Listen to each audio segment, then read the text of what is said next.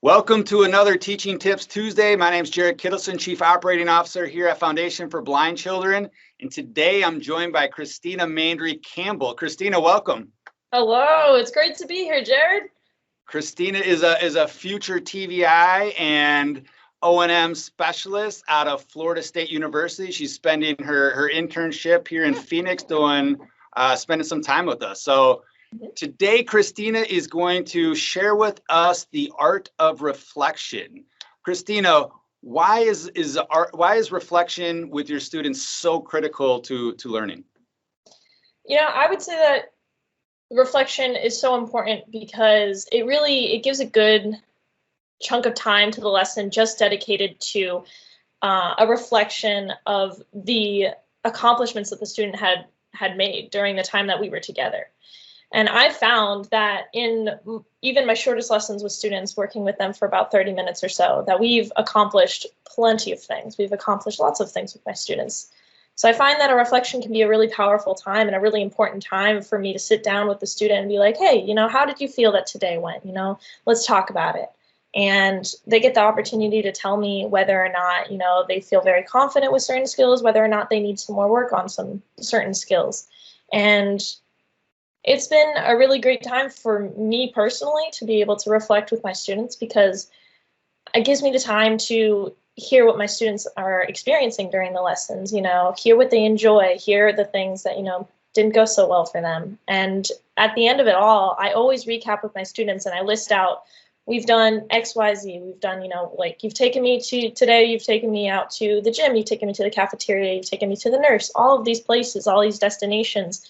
And, we worked really hard to get these things done, and you should be really proud of yourself. You've accomplished a lot with me today. And that's something that I really love to focus with my students on. I think that it's very important, and I find that it can be quite empowering for the student. Wow. So, we're talking relationship building, checking for understanding, almost a post-lesson kind of informal assessment that you're doing, all just by sitting down and reflecting on the lesson. Just asking the student a simple question, something as simple as, how did you feel that went? That can go, and you can just go off on a reflection with the student. Yeah, it opens it up for conversation. It's great. Absolutely. So Christine, would you be willing to share or give us an example on how you've used reflection in one of your lessons? Yeah, of course.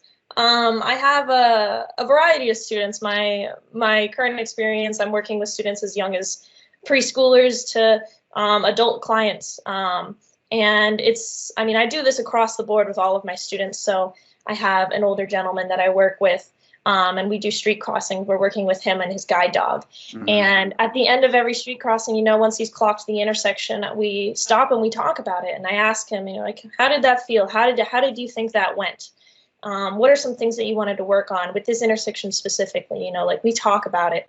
And through that, I've been able to gauge lesson after lesson, just by having that simple reflection.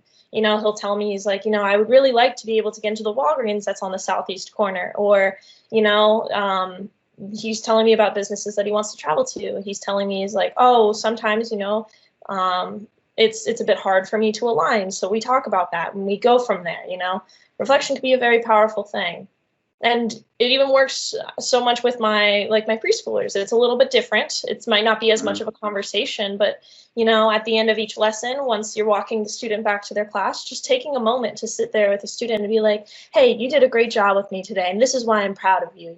You're able to do this. You worked really well with this. You were just going over with your students and reflecting. It really can be a good experience for both me as a teacher and for my students.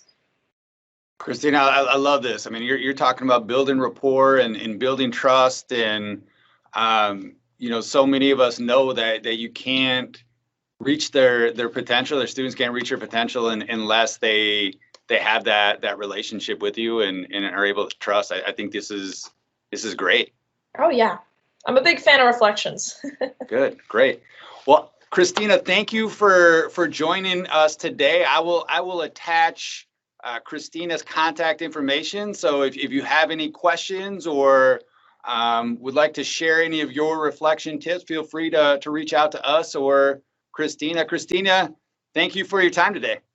Thanks a ton, Jared. It's awesome to be featured on the Teaching Tip Tuesday. Great. We'll see you guys next time. Thank you.